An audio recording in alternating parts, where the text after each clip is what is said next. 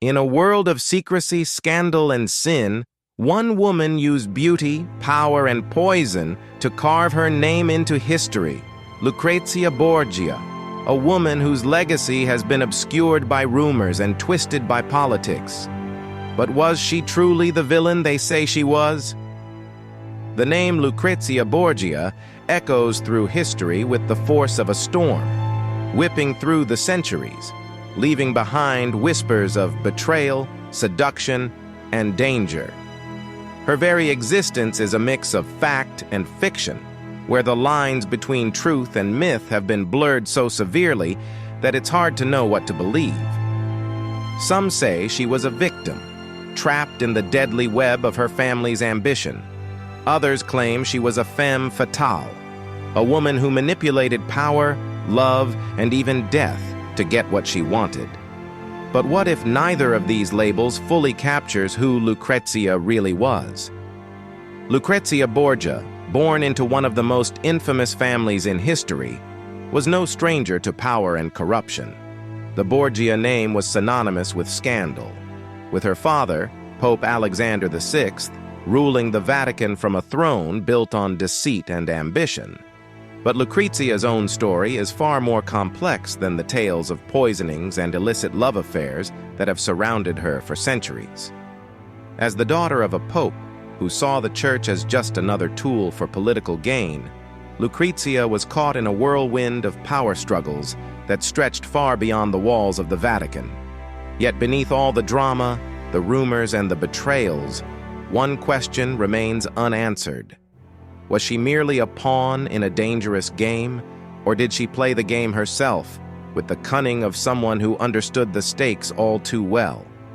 History often paints her as a seductress, a woman whose beauty and charm were used to manipulate and control. But this is the story most people know, the one handed down through the centuries by those who were quick to judge, slow to understand, and eager to condemn. What if this image, this one-sided portrayal, hides a much deeper, more tragic truth? A truth that reflects the harsh realities of a woman trying to navigate a world dominated by men, where power is often gained by deception and where women's roles are defined by those very same men. Was Lucrezia Borgia a victim, a villain, or something more? As we dive deeper into her life, we'll uncover the facts that have been buried under layers of myth. But remember, the story of Lucrezia Borgia is not just a tale of power, love, and death.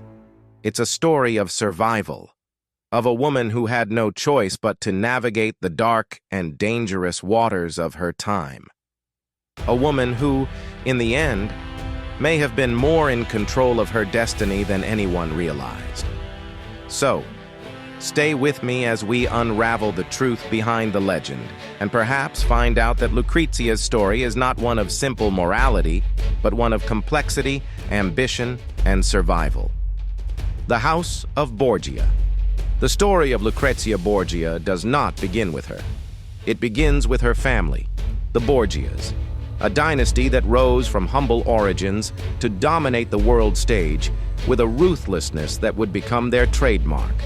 The Borgias were originally from Spain, but their influence reached far beyond the borders of their homeland.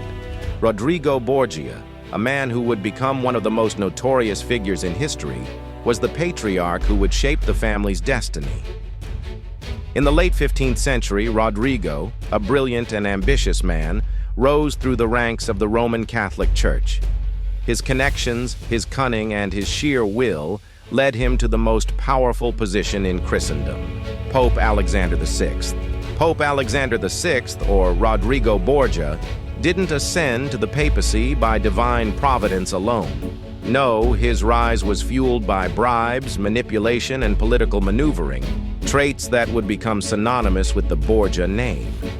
Under his leadership, the Vatican was transformed into a hotbed of corruption, intrigue, and scandal. To him, the church was not a holy institution, but a tool, one he would use to further the Borgia family's power, wealth, and influence. Rodrigo's papacy was marked by debauchery, greed, and ambition. His love for luxury and his indulgence in the most extravagant pleasures of life were well known. But perhaps his greatest ambition was to solidify the power of his family, the Borgias, by placing them at the heart of the Catholic Church and politics. Lucrezia, his daughter, was just one piece in a much larger game, a pawn to be married off in strategic alliances that would elevate the Borgia name even further. The Borgia dynasty's control over the Vatican was not just about religious power, it was about politics and survival. The Vatican, under Pope Alexander VI, became a symbol of everything corrupt and immoral about the intersection of religion and politics in Renaissance Italy. The Pope's personal life, filled with illegitimate children, secret alliances, and scandalous affairs, was in direct contradiction to the Church's moral teachings. Yet this was the world in which Lucrezia was born. In the court of Pope Alexander VI, sin and virtue were often hard to distinguish. The very nature of the Borgia rise to power was built on a foundation of political marriages, bribery, and ruthless ambition.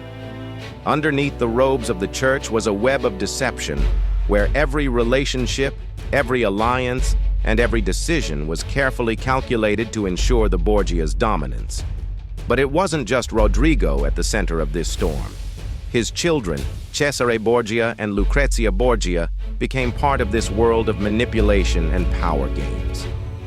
Cesare, a brilliant military strategist, was one of the key players in the Borgia's political maneuverings, while Lucrezia, though a woman in a male-dominated world, was groomed to become a tool in the family's quest for greater power. As the Borgia dynasty solidified its control over the Vatican, the shadows of ambition, corruption, and sin grew longer. And within this twisted world, Lucrezia's life would unfold, not as a passive bystander, but as an active participant, trapped in a world where survival meant navigating a path filled with both seduction and danger.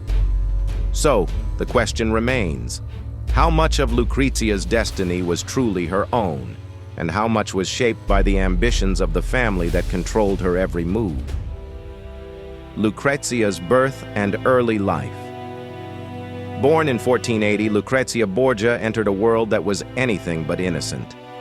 The moment she took her first breath in the heart of Rome, she became a symbol of her family's ambition, a living, breathing pawn in a political chess game that spanned the breadth of Italy and beyond.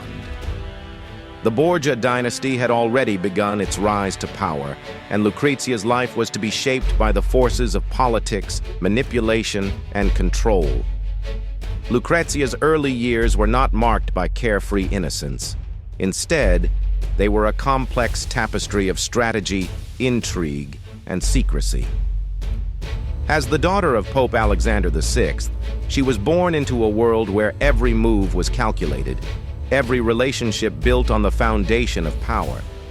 Her father, the notorious Rodrigo Borgia, was deeply entrenched in the machinations of the papacy and the political landscape of Italy, and Lucrezia was raised to understand the intricacies of both.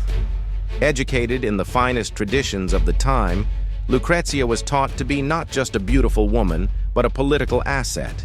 She was fluent in Latin, the language of the Church, and well-versed in the arts of diplomacy, manners, and court etiquette, all tools that would serve her in the labyrinth of alliances and betrayals that defined the Borgia family's pursuit of power.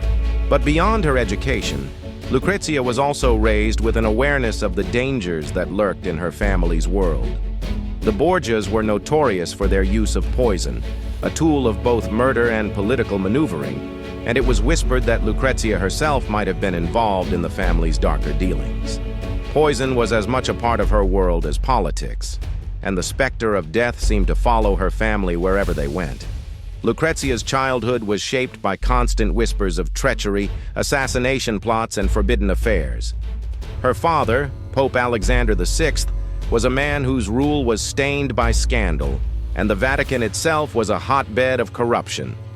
Amidst this chaos, Lucrezia's beauty and grace were highly prized, but they were also seen as tools to be used in the grand designs of the Borgia family. In the world of the Borgias, love was often secondary to political necessity, and marriages were arranged not for romance, but for power. Lucrezia was groomed to serve her family's agenda, not as a mere bystander, but as a key player in the larger game. Her beauty, intelligence, and composure made her a desirable match for powerful men across Italy. But she was more than just an ornament to be displayed. She was a strategic weapon, one that would be wielded in a ruthless fight for dominance. Yet even as she learned the ways of the world, the power dynamics, the strategies of survival, there were moments of innocence and youth that managed to break through. Lucrezia, despite being born into a world of corruption, was still a young woman, filled with dreams and desires of her own.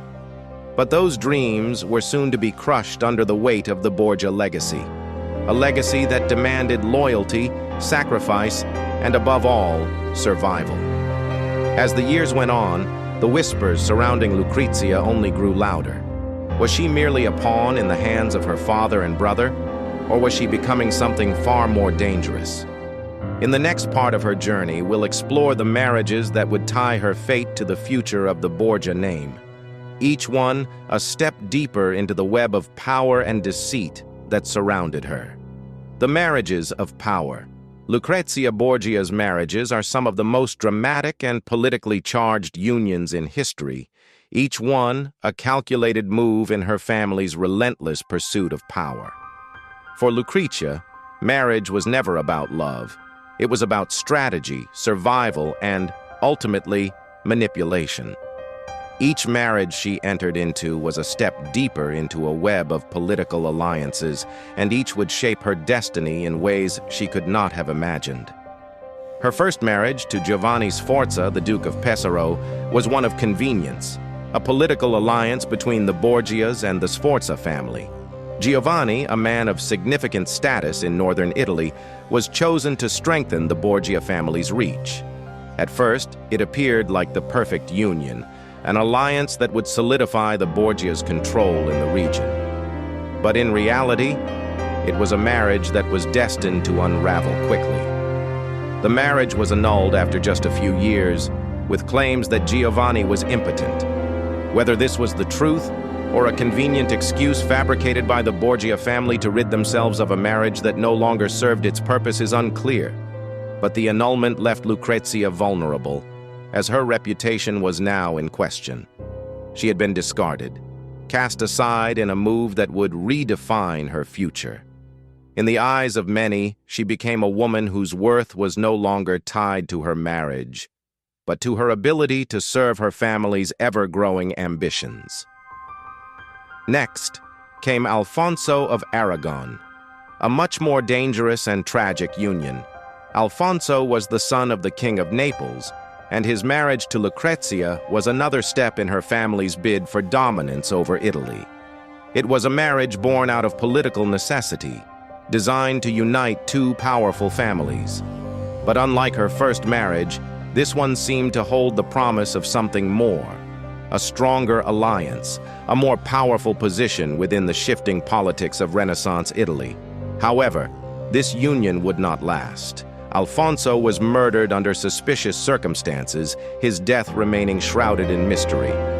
Some claim that it was a plot orchestrated by her brother, Cesare Borgia, who saw Alfonso as a rival and a threat to the Borgia family's interests. Others suggest that it was an act of revenge against Lucrezia for being caught in a violent struggle between two men who both sought to control her.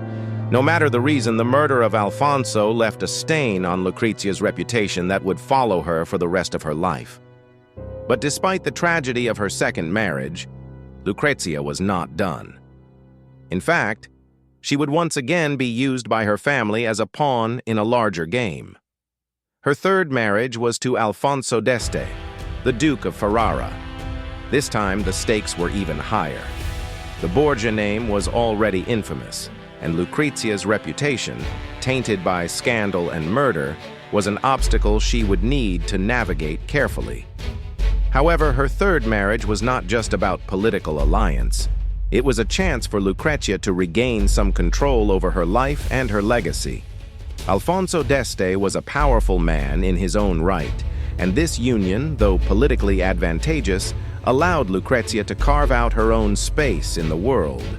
As Duchess of Ferrara, she gained considerable influence, and over time, she became known not only for her beauty, but also for her intelligence, diplomatic skills, and patronage of the arts. Yet despite her success, her past remained a shadow that followed her every step. The rumors, the scandals, and the whispers of her family's dark dealings were never far behind. Lucrezia, once again, was a woman who had been used, first as a tool in the hands of her father, then discarded, only to be rearmed as a weapon in the Borgia family's ongoing campaign for power. Her marriages were never about love or happiness. They were about strategic advantage and the power dynamics that defined the Renaissance world. Through it all, Lucrezia's role as a pawn in the grand political game was clear, but as the years went on, she would become more than just a tool of her family's ambitions. She would become a force in her own right, one who had learned to navigate a dangerous world of power, betrayal, and survival. Scandals and forbidden rumors. Lucrezia Borgia's name is forever linked to scandal, and no matter how much time has passed, her legacy continues to be steeped in mystery, intrigue, and dark rumors.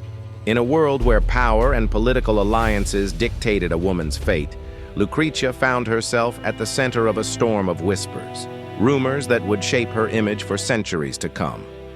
But the question remains, were these stories an accurate reflection of who she was, or was she simply a scapegoat used by those in power to mask their own sins? One of the most infamous rumors surrounding Lucrezia was the incest scandal involving her brother, Cesare Borgia. The whispers began to circulate, fueled by political enemies and the growing reputation of the Borgia family. It was said that Lucrezia and Cesare were not just siblings, but lovers, a forbidden affair that would be considered one of the most shocking acts of depravity in Renaissance Italy.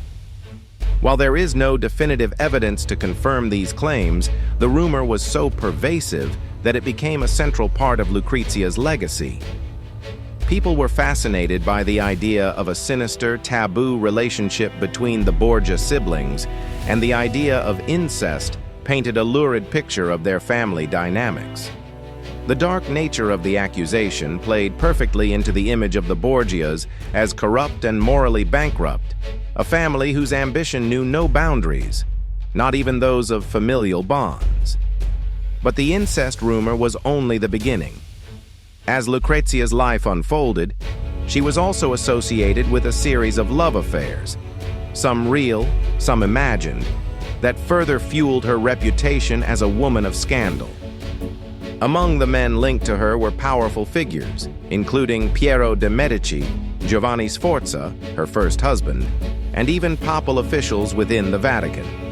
Some of these relationships were said to be more than just casual liaisons.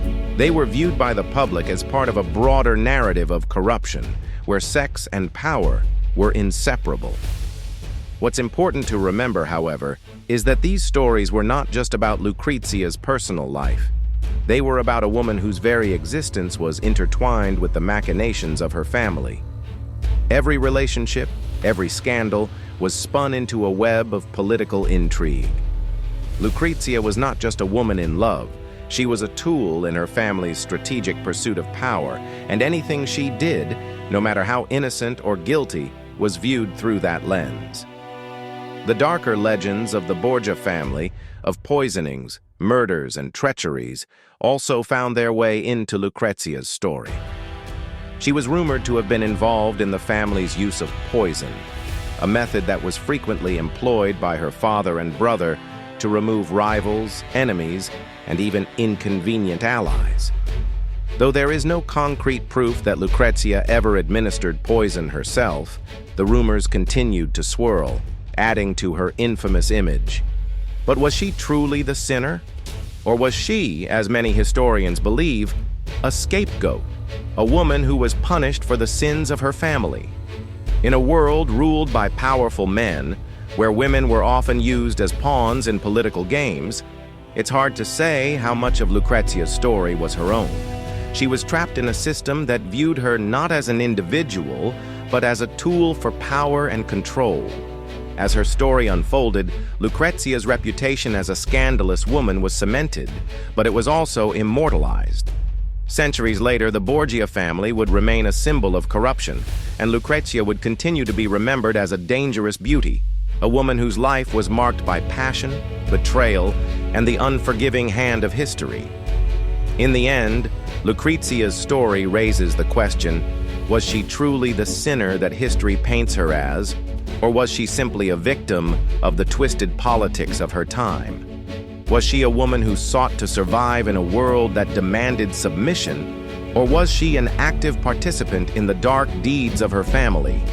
The answer, like so much of Lucrezia's life, remains shrouded in mystery: power, politics, and poison. Lucrezia Borgia's life took a dramatic turn when she found herself not just surviving in a world of male dominance and court intrigue, but rising above it.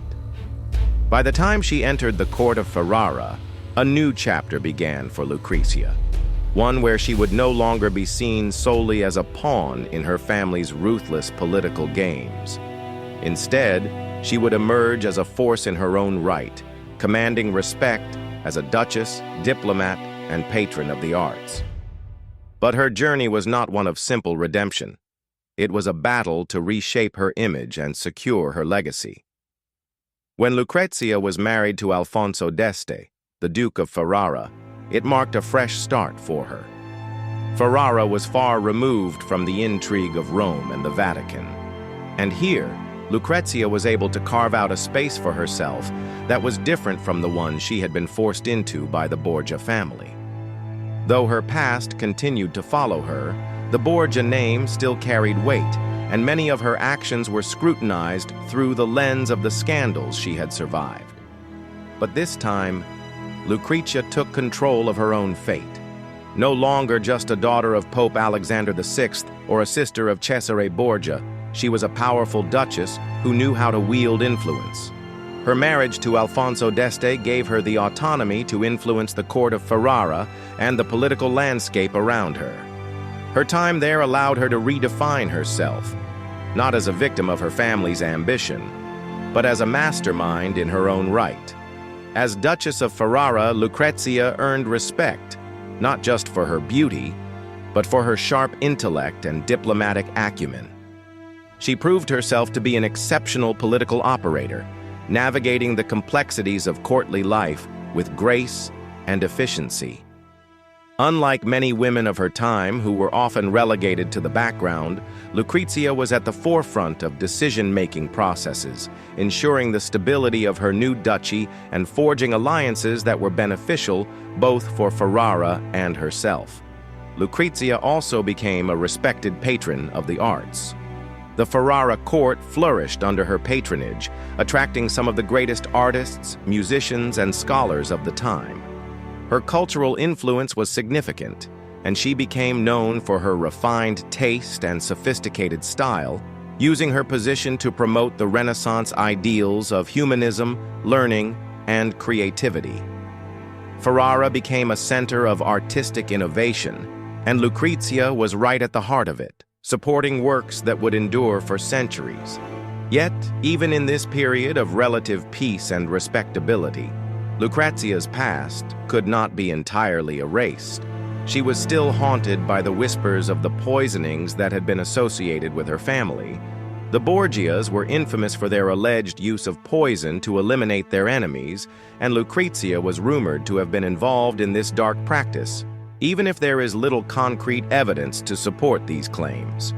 Some believe that she may have been complicit in the court intrigue that plagued her family, while others suggest she was more of an innocent bystander caught in the crossfire of Cesare's ambitions. Regardless of the truth, Lucrezia's reputation remained intertwined with the shadow of poison and betrayal. However, during her time in Ferrara, she learned to navigate this dangerous terrain, turning the narrative of her life into something she could control. No longer just the victim of others' decisions, she became a master of strategy, using her own influence to protect herself and to advance the interests of the d'Este family. Lucrezia's ability to shift from a victim of circumstances to a powerful, respected figure was nothing short of remarkable. She redefined her identity in a way that few women in her time could ever hope to do. Through intelligence, charm, and sheer determination, she transformed from a pawn in her family's game to a player in her own right. Her legacy, though still tainted by the rumors of her past, became one of empowerment and self-determination. As Duchess of Ferrara, Lucrezia's life was a delicate balance of maintaining her personal power while managing the expectations of the court, her family, and the political realities of the time. She was not just a passive observer of history, she shaped it, using the lessons she had learned from her tumultuous past to forge a new path. Legacy of a dangerous woman. When we look back at the life of Lucrezia Borgia, we are confronted with a stark contrast between the historical reality of her existence and the myth that has been woven around her name.